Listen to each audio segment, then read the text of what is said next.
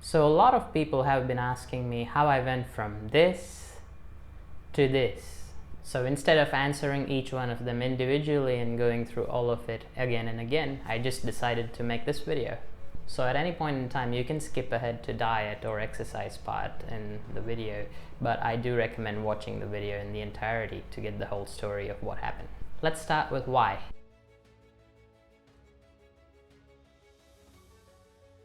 Now, since 2016, or even before that, I was always into cycling and tennis. And I was playing tennis every day, cycling almost every day, and getting minor injuries, in the beginning. Around the end of 2018, I think I weighed around 95 kilos, and these injuries that I talk about started getting worse and worse. So bad that I had to stay in bed for a couple of days to even get out to exercise or do normal work stuff. While playing tennis and cycling, I was getting various kind of skin infections because of the heat and the weather I was in, as well as due to my body weight. At that point in time, I was oblivious to the fact that I was overweight, so I definitely recommend checking your BMI. Now, BMI is just a basic index which shows if you're within the standard weight range or you're overweight or obese. Do check it out. Just Google BMI and you should find a calculator. Just input your height and you should get a BMI. If it's under 25 and above 18, you're probably good. But still watch the video for other stuff. And as it is said, you cannot outrun an unhealthy diet, and I was just living that truth. And I was trying to exercise all the calories I was intaking with pizza and the cheese and the butter. And just FYI, I was a vegetarian, so I was not eating any meat products at all, just the dairy stuff, so milk, cheese, butter, all that was my favorite. While I was having injuries and all these problems, it didn't stop there. After a while, I started to have insomnia, so I was having trouble falling asleep, or when I did fall asleep, I was having trouble getting good quality sleep. I used to wake up in the middle of the night, hard to fall back asleep, and as a result of that, I had symptoms such as short temper, stuff like that, And at that stage, it started affecting people around me. That's when I got concerned about it because I had to do something about it. I almost felt lost because I was putting in so much effort watching what I was eating. I wasn't eating pizza every day, but I was still watching what I was eating, and I was exercising enough. I thought I was exercising enough, but the food I was taking in, it was just too much. So that's the why part of it. Let's talk about the how. Now, as I said, I played tennis, but I also like to watch tennis. So I was watching tennis on TV, and the commentator went, there's a documentary featuring Novak Djokovic and Serena Williams and Lewis Hamilton featuring in Game Changers, and how a vegan plant-based diet could affect athletic ability and recovery. After watching that documentary, which I highly recommend, just check it out, it's on Netflix. So this whole thing happened at around end of 2019. So from 1st of January 2020, I decided I should go vegan. That's what I did. And I was still eating all the processed foods, so technically a pack of chips is still vegan, so I was still eating that, but I totally cut out dairy. Now at the time I was weighing about 97 kilos. And after switching to a vegan diet, I did lose a couple of kilos, but it was nothing significant, so I was still wondering what's wrong with what I'm eating.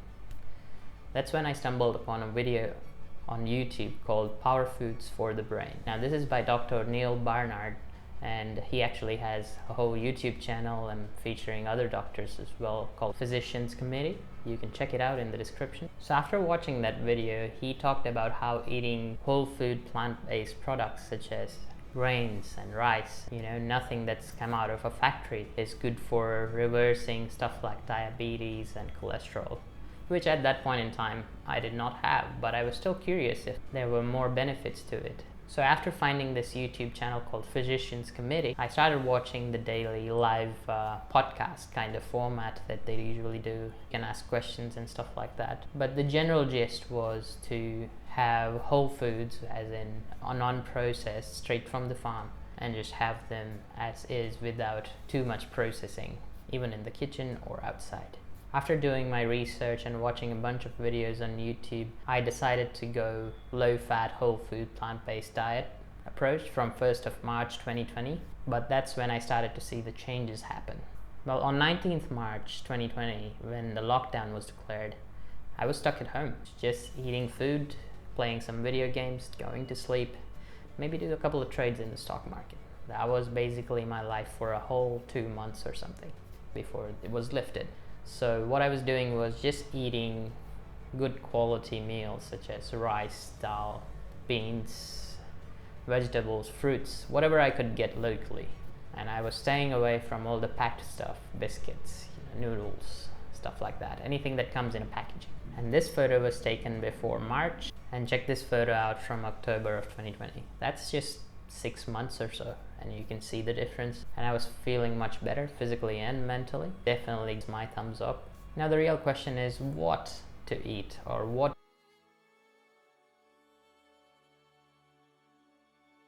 to do to get to this process of eating whole food plant-based diet. Let's talk about it. Traditionally speaking, the diet in our country and in most countries is very calorie dense, which means you can eat 100 grams of something and you can get maybe 300 calories. Say for example, if you have a slice of pizza that is about 100 grams, even if it's just cheese and the crust, you're getting about 200 to 300 calories per 100 grams. Now you might think, what's the big deal? It's 300 calories, it's way under the daily requirement. But if you look at a 100-gram banana, which is like one banana, if you eat that, you get about 100 calories or less. So you might think, oh, it's just 3 times. What's the big deal? I'll just eat less. That's where the problem arises, because it has a direct connection with fiber and not having fiber, and that means it has a higher glycemic index. Now, what does that mean? Now, animal products in any source or form do not have any fiber. So milk, butter, cheese, anything that you eat does not have fiber. And I also hear this argument about protein. Now, if you think about protein, what is the cow eating to get the protein? Just the grass, right? So people who come to me saying, oh, I need to have milk to get my protein, otherwise my bones will be weaker or my muscles will get weaker or something like that. They haven't done their research. The other thing is fiber. As I was talking about it, there's no fiber in animal products, which means once you put it in your system, it goes through your system very quick. So you get a big boost of energy for like 10 minutes or a half an hour, and then you are hungry again. So you go again, you have your food, and then it's just a vicious cycle. You keep getting calories in that you cannot burn. Now, I'm not advising you guys to count all your calories. What I'm saying is you're more likely to overeat on a non-plant-based meat or dairy-based diet. This is what I think, and according to my research, should consist in a plate you should eat every day. So there's 4 parts. First part is grains, so rice or wheat or whatever you have. Second part is protein, so your beans, legumes, so lentils, that's your protein.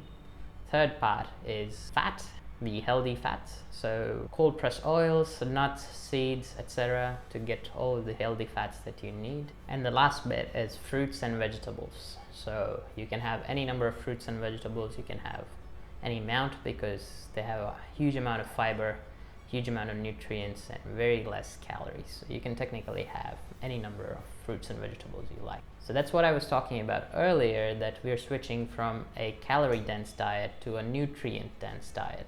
So which means you're getting all the nutrients that you need and discarding all the extra calories from the food that you don't need. So time passed, I was eating all this, and then the lockdown restrictions were lifted a little bit.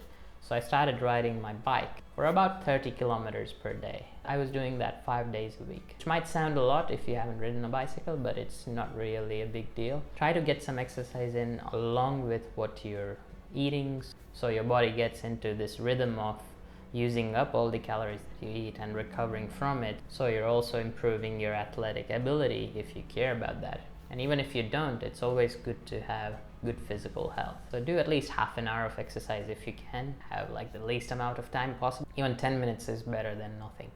The other thing to watch out for is refined oils and refined sugar. So the sugar that you buy off the market that is like really cheap, the refined crystals, just get rid of it. Throw it in the bin. You're not supposed to eat it, in my opinion. Do the same with the refined oils. Any oil that you buy off the shelf that does say this is a refined oil, or it says filtered oil, don't bother, just throw it away. Now, what to replace it with? Refined oils can easily be replaced with cold press oil. In India, they might be called as kani. Now, you can find them in your locality anywhere if you just ask around. But there are a few places, and on Amazon as well, you can buy cold press oils to start with. And you should start feeling the difference, because the oil actually smells like what it was from. Like a peanut oil would actually smell like peanuts. If you want to check if you have refined oil, just go to the bottle of oil that you have and you smell it. If you don't smell anything, it's most likely refined, so get rid of it. Now, what to replace the sugar with? Now, I personally use maple syrup to sweeten the almond milk that I usually make. Now, almond milk is very easy to make, and it's a good replacement if you prefer dairy of some sort in the morning, say with your breakfast or coffee or something like that. All you do is just soak some almonds for a couple of hours, then you drain the water, add some new water, add some maple syrup, and then just blend it in your blender, and you have almond milk. And it tastes way better than your regular milk. It doesn't smell, it actually tastes like vanilla ice cream, in my opinion. But yeah. Now, as I said before, that animal products don't have fiber, what they do have is a lot of cholesterol and other bad stuff that you don't need, such as hormones, which are designed for like calves that are feeding from the cow. They're not designed for you. So you should avoid dairy products. The other sensitive subject that people usually ignore is B12, and why you should supplement yourself some B12. Because B12 is not made by a cow, made by any animal. It's actually made by the bacteria in the soil. Now, previously, how we used to get B12 is we used to have unwashed vegetables, which means they had some traces of soil in it and traces of B12 as well. Now, these days, we just wash everything because of the pesticides that are put on it, so you cannot get B12 that way. I highly recommend supplementing B12. A good supplement is called methylcobalamin and mecobalamin. Some markets do call it that, but that's the natural form of B12 sold in the drugstores. And that completes the whole plate of what I actually eat. So a mix of beans, a mix of vegetables, grains. So just sticking to the natural stuff, fruits and vegetables, and nuts and seeds.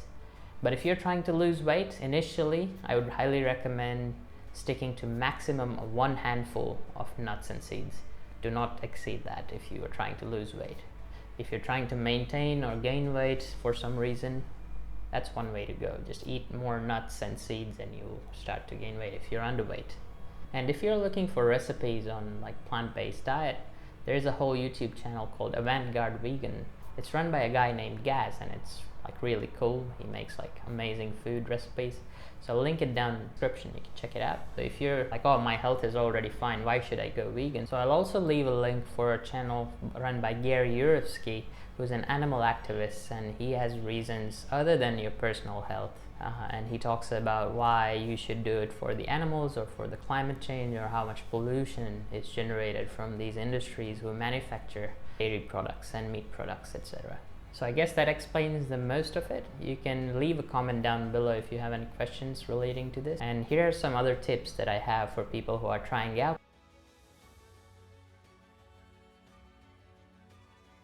diet for the first time. First advice is discipline. So if you're trying out this diet for the first time, you might not want to commit permanently to this diet. So if you want to try it, just do it for 7 days or 14 days or even a month. Have a full clear discipline. Don't eat out, don't make exceptions, don't do cheat days, stuff like that. So just have some self-discipline and just have clear understanding of what you're supposed to eat and what not. Another thing to consider is that you might be considered weird in the group that you belong to. So you might not be able to eat out much, you might not be able to have a lot of stuff here that your friends are having, and that's okay. Just say no. A third tip is get as much physical exercise as you can. It not only helps with weight loss, it actually helps pick you up by producing endorphins. It affects the rest of your day. If you're curious, this is my current schedule. So I wake up at 4, shower, have my breakfast, and leave for a bike ride. So that takes about 2 hours. Normally I would have my lunch by 10. So if I go for a bike ride at 5:30, I'd be back by 7:30, play a bunch of video games, pass my time till 9. and then I'll start cooking my lunch, and then I'll have my lunch by 10. Now during the day, if I ever feel hungry, I would snack on some apples, bananas, any fruits and veggies that I can, and I can have some nuts and seeds if I'm feeling like super hungry. So by 6 p.m. I would have my dinner, and I would eat nothing after 6. The last thing obviously is sleep. I would normally sleep by 9 p.m. at night, and that usually results in a good quality sleep, so I can wake up again at 4 and then rinse and repeat. So that's my current schedule if you're curious. Now these are my personal insights onto what changes happen adopting this diet and exercise schedule. Now my quality of sleep has greatly improved. Like even if I sleep for 2 hours, I get really good quality sleep and I feel like I can wake up and start working again, but I don't, because I'm lazy. My physical and mental health are at peak, and I don't feel like I have been this healthy ever in my life. Fitness level is at peak because just a couple of years ago I couldn't do a 20-kilometer ride in 1 hour. Today I can do like a 35k ride in less than an hour, which is crazy because that's like almost pro level. And because of this good physical and mental health, I can actually focus on doing the work. I'm not worried about getting all kinds of illnesses. Or I do wear my mask obviously, but I did get my first vaccination dose with 0 symptoms. Now, some people don't get symptoms, I know, but I'd like to attribute it to my personal regime. At the end of the day, you be you. If you feel like this diet is for you, do it. If you don't do it. But do consider this for other reasons than yourself. There's animal welfare, there's climate change, there's a bunch of other things that you can check out the videos I linked in the description for why. Definitely consider this if you care about animals or our planet. And also, if you feel like this diet is not for you, that's okay, but you might know someone that has a condition such as diabetes or cholesterol, or just having general problems with their body. And you can help them by sending them this video or sharing any videos all over the internet about whole food plant-based diets. So I definitely recommend doing that. And with that, thanks for watching. I'll see you guys around.